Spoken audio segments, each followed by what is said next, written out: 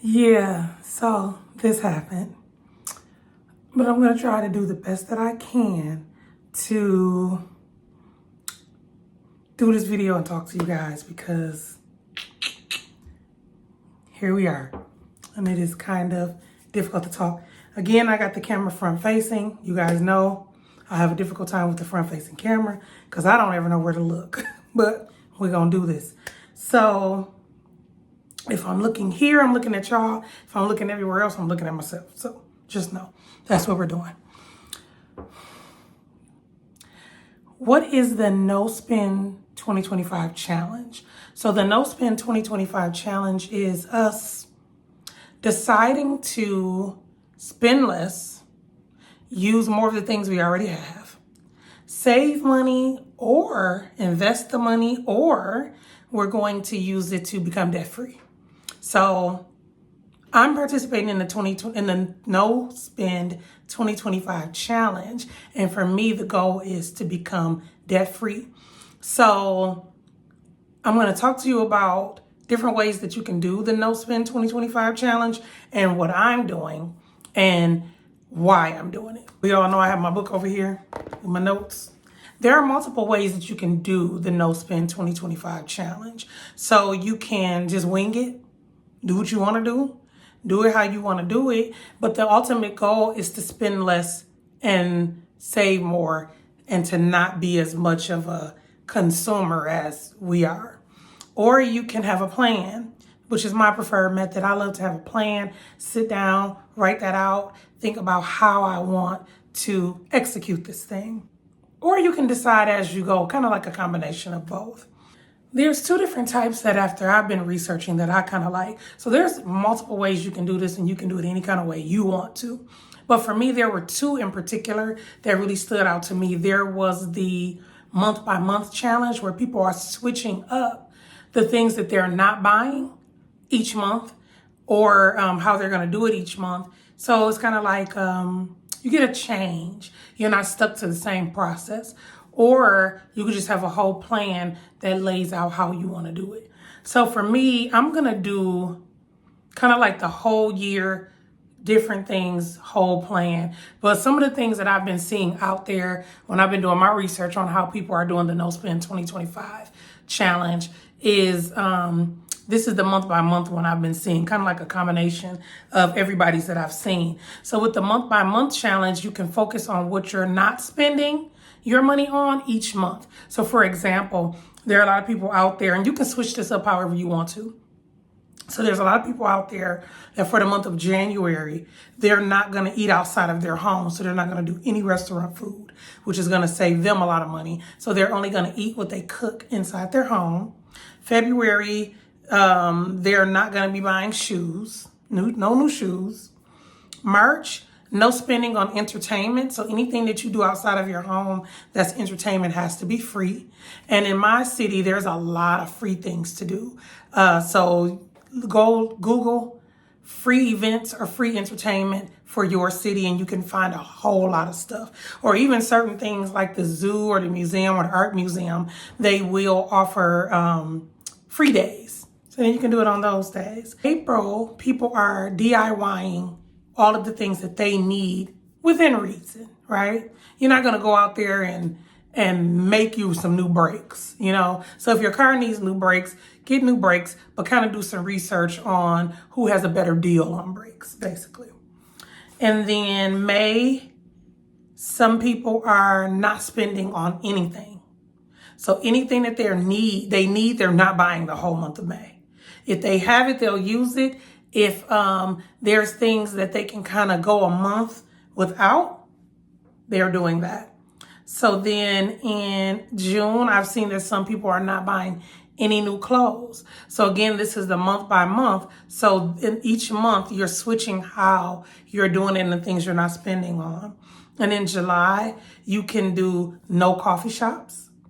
So don't stop at Starbucks or Collectivo or whichever these braces or whatever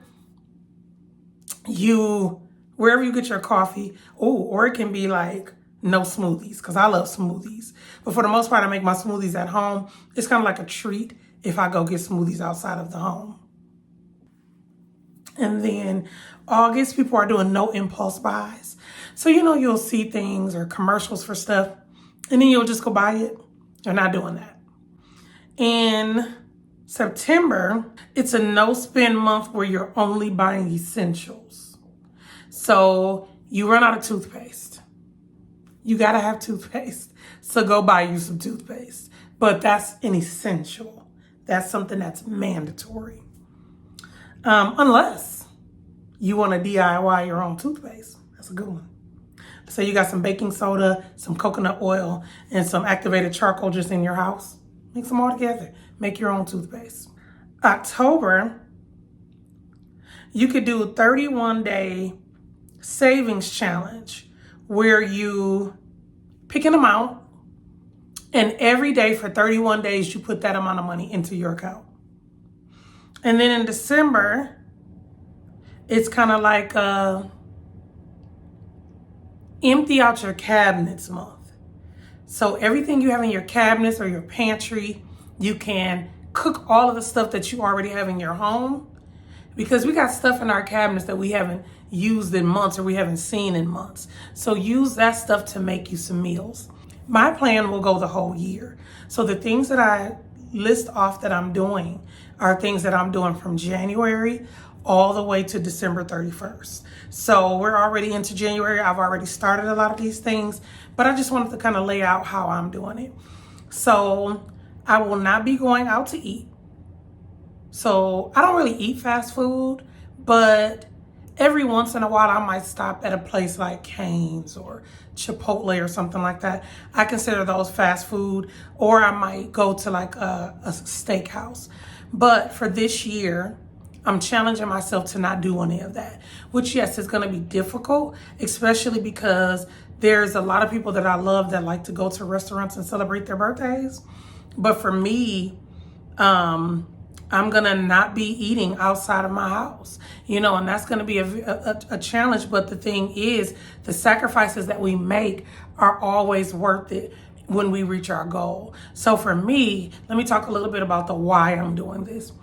I'm trying to become debt-free, where everything that eventually everything that I do and everything that I buy will be cash or my own money. I won't be using credit cards for anything, so if I'm debt-free and all of the money that I have after paying my essential bills is going to savings or investments, then you're in a situation where you have so much money on hand to be able to do that. So I'm doing the snowball effect right now. So basically what that means is, let's say I have a bunch of credit cards and anything that I'm paying month to month that is not an essential bill, something that's debt that I created.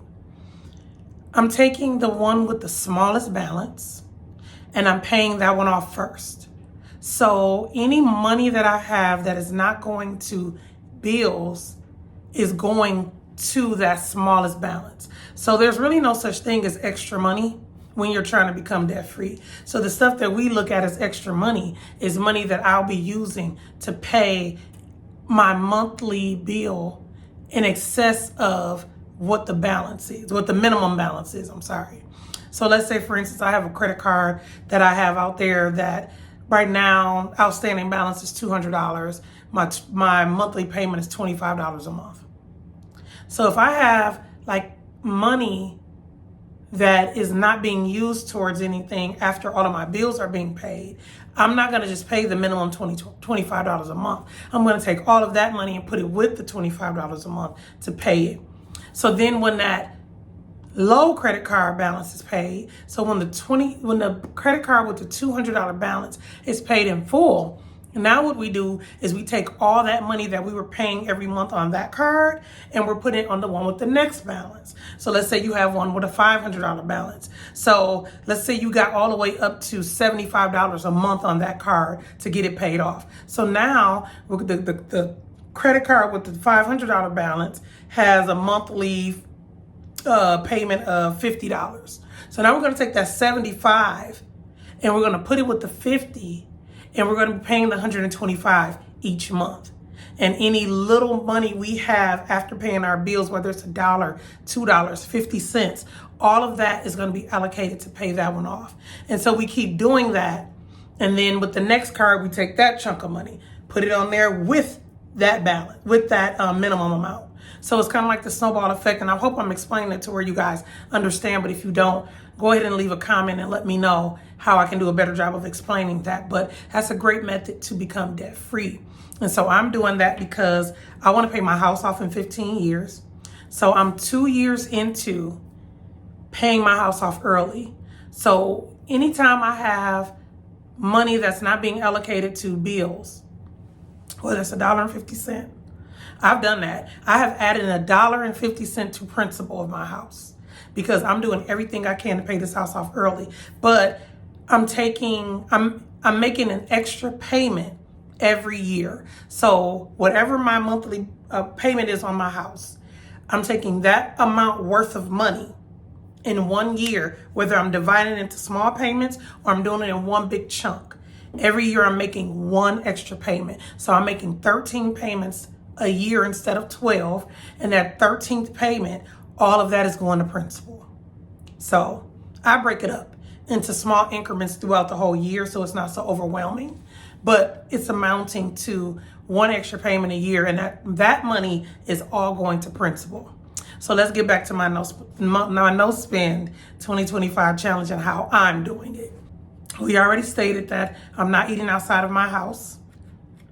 I will not be buying any new shoes or any clothes.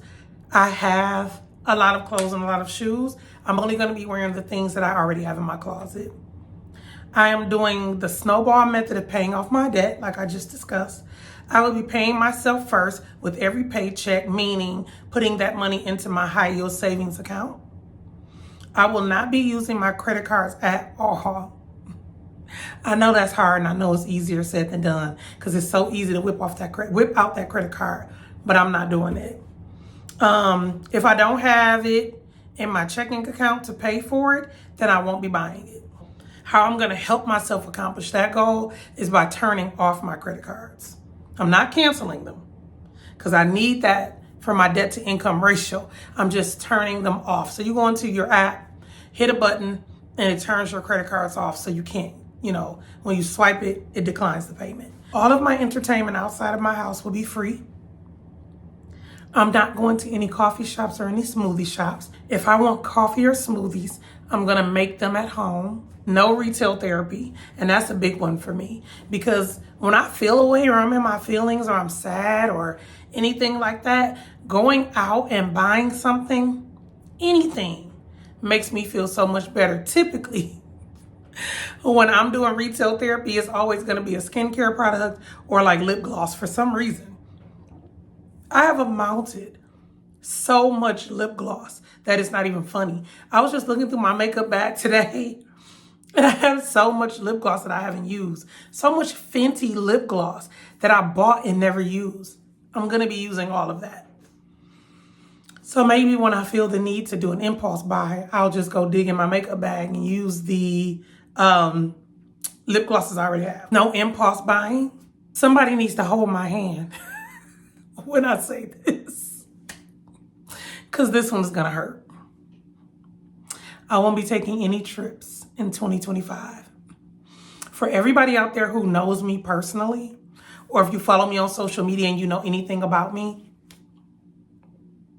traveling is my thing. I love traveling.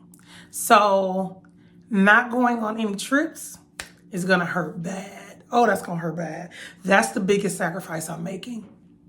I'm only going to buy new products after they run out. So I'm not going to be stockpiling essentials. So I'm one that when I run out of toothpaste, I can just go to my storage and grab more. I'm not doing that because now I have this stockpile of stuff. It's essential stuff, but I'm spending money that I didn't have to spend because I already have one that I'm using. So I'm not going to rebuy a product that I need until the one that I'm currently using is done. This one is going to be a little interesting as well. I'm going to stretch out my waxing appointments. So getting hair waxed off my body. I'm going to stretch those appointments out as far as I can. But on the bright side is winter. So nobody's really going to see my legs and all that other stuff. So here's a tip for some of you guys out there who just have to buy clothes or have to buy shoes, right? So I kind of started this during the pandemic in an effort to become more of a minimalist.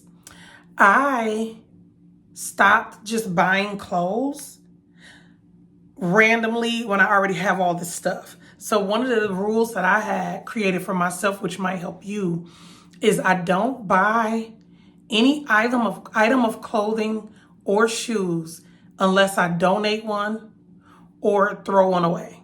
So like, let's say for instance, I need a new coat, and I'm using that as an example because I love coats. Coats is one of my things. I have coats to go with different outfits. I love a nice coat.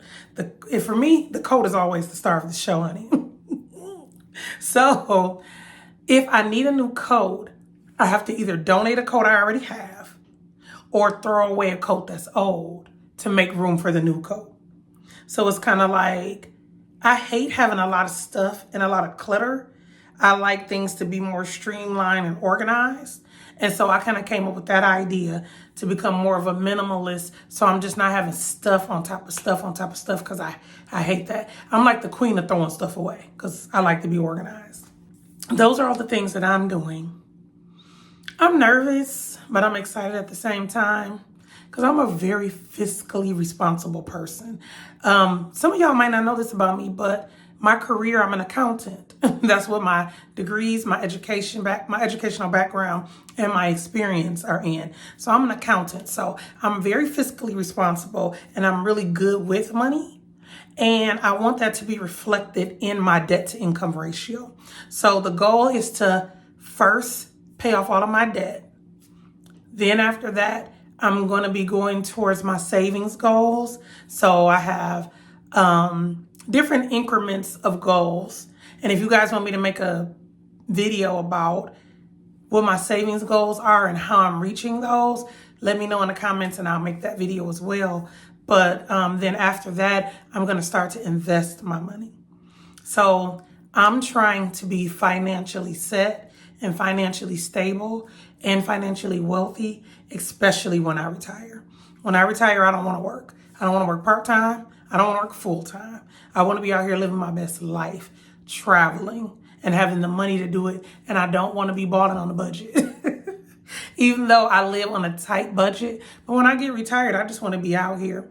So I just wanted to share my No Spend 2025 challenge and how I'm doing it with you guys. And then also telling y'all what help hold me accountable. Put in the comments if you guys are doing the No Spend 2025 challenge. If so, which one are you doing? Which method are you doing? And, let me know what you think about how I'm doing mine. Or if you have suggestions on how I can perfect this, is the word that I'm thinking. But yeah, it's going to be hard. That's why it's a challenge. There's going to be a lot of sacrifices, but those sacrifices are necessary in order to reach your goals. Thank y'all for watching. Don't forget to like, comment, and subscribe.